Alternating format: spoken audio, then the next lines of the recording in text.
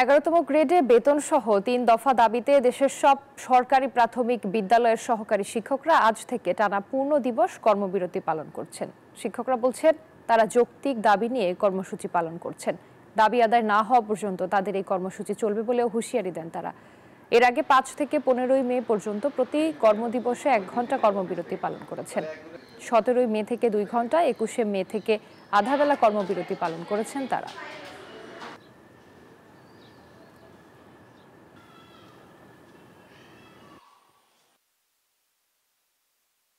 আমাদের সংসার চালানো, আমরা মেয়েরা যাদের ধরেন একজন কর্মজীবী, তাদের একটু সমস্যাই হয়ে যেত। তারপর 15 সালে এসে একটু বেতন বাড়ার পর থেকে দীর্ঘদিন আবারও ওই টানাপোড়েন। আমরা চাইবো যে আসলে সঠিকভাবে আমরা গাইডলাইন বাচ্চাদের দেই, আমাদেরকে গাইডলাইন সরকার দেখ, যাতে আমরা সুষ্ঠুভাবে স্কুলে পরিবেশটা রাখতে পারি। এ বিষয়ে বিস্তারিত জানাতে যুক্ত হচ্ছেন আমাদের সহকর্মীরা। শুরুতে যাচ্ছি খুলনায়, সেখানে আছেন সহকর্মী মাকসুদ রহমান। মাকসুদ, শিক্ষকেরা তো কর্মবিরতি পালন করছে, এই কর্মসূচি নিয়ে কি বলছেন তারা?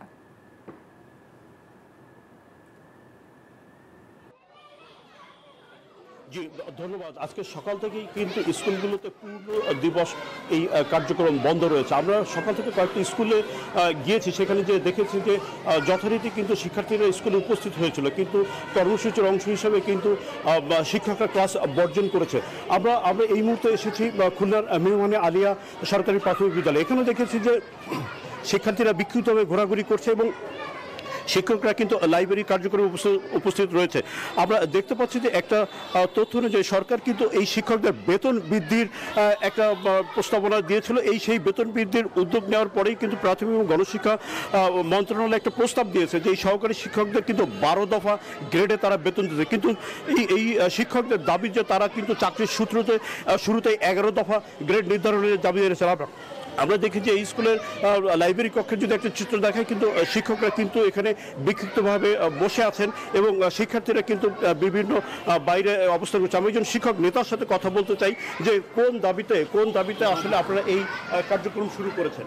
আসসালামু আলাইকুম। আসলে আমরা গত 5 তারিখ থেকে আমাদের এই যে কর্মবিরতি চলছে, প্রথমে ছিল 1 ঘন্টা, এরপরে 2 ঘন্টা অর্ধ দিবস, আজকে থেকে পূর্ণ দিবস। আমাদের কিন্তু বেশি দাবি না, আমাদের মাত্র 3টা দাবি, যে আমাদের 11তম গ্রেডে বেতন বৃদ্ধি এবং 10 বছর এবং 16 বছরে যে টাইম স্কেল পুনর্বহাল এবং 100% পদোন্নতি। আসলে আমি যেমন আজ 19 বছর চাকরি করি, কিন্তু এই 19 বছরে আমার কোনো পদোন্নতি নাই, আমার কোনো টাইম স্কেল নাই, আমার কোনো কিছু নাই। আমি কিন্তু আমার পরিবার নিয়ে, আমার সন্ততি নিয়ে আমি মানবতার জীবনযাপন করছি, অথচ আমার থেকে কোয়ালিফিকেশন অনেক কম, এসএসসি পাস বা ইন্টার পাস অনেক নার্স তারা 2nd ক্লাস পাচ্ছে, কিন্তু আমরা কিন্তু 2nd ক্লাস দাবি করছি না। আমাদের মর্যাদার লড়াই, আমরা 11তম গ্রেড চাচ্ছি।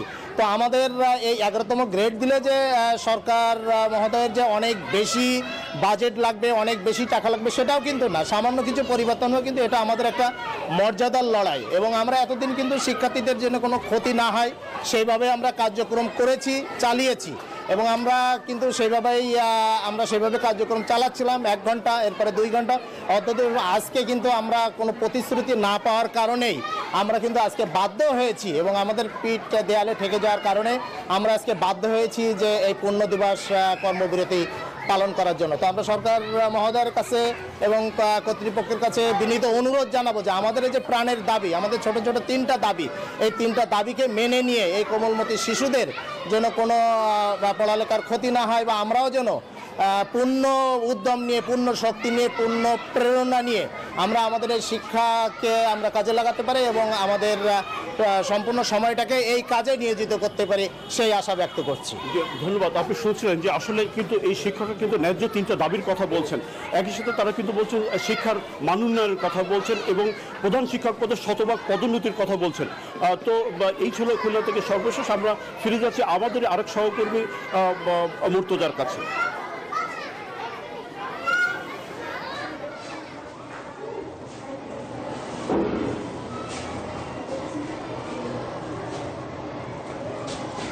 সারা দেশের মতো রাজশাহীতেও প্রাথমিক বিদ্যালয়ে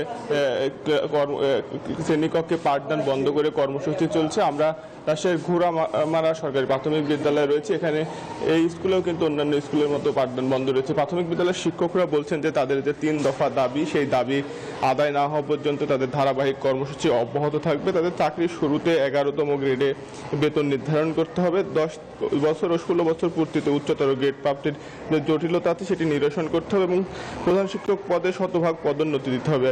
এর আগেও কিন্তু তাদের ধারাবাহিক কর্মসূচি ছিল। আমরা দেখেছি যে 5 তারিখ থেকে 15 তারিখ পর্যন্ত 1 ঘন্টা কর্মবিরতি ছিল, 16 তারিখ থেকে 20 তারিখ পর্যন্ত 2 ঘন্টা কর্মবিরতি ছিল এবং 21 থেকে 25 তারিখ পর্যন্ত কিন্তু অর্ধ দিবস কর্মবিরতি ছিল। আর আজকে থেকে পূর্ণ দিবস কর্মবিরতি শুরু হয়েছে। আমরা একজন শিক্ষকের সঙ্গে কথা বলতে চাই যে কর্মসূচি তো চলমান রয়েছে, আর কি কি কর্মসূচি আপনাদের রয়েছে? আমাদের এই 3টাই কর্মসূচি, যে এন্ট্রি পদ হচ্ছে 11তম গ্রেড নির্ধারণ, 10ম এবং 16তম বছর পূর্তিতে যে আমাদের উচ্চতর গ্রেডেশন প্রাপ্তিতে যে জটিলতা রয়েছে সেটা নিরসন এবং প্রধান শিক্ষক পদে শতভাগ পদোন্নতি, এই দাবিতেই আমরা কর্মবিরতিতে আছি। কতদিন পাঠদান বন্ধ থাকবে? দাবি আদায় না হওয়া পর্যন্ত। আমরা একজন শিক্ষকের সঙ্গে কথা বলছিলাম, ধন্যবাদ তাকে।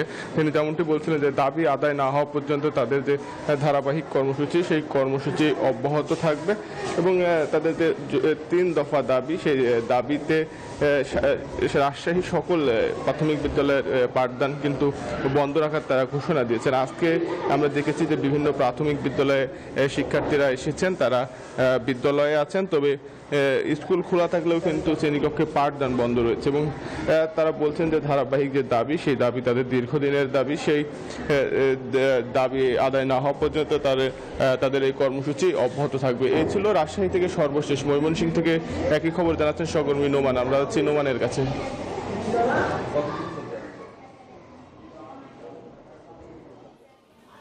ধন্যবাদ মুর্তজা। ময়মনসিংহে সারা বাংলাদেশের মতো কিন্তু একই যোগে বাংলা যে সরকারি প্রাথমিক বিদ্যালয়গুলো আছে সেখানে কিন্তু আন্দোলন শুরু হয়েছে।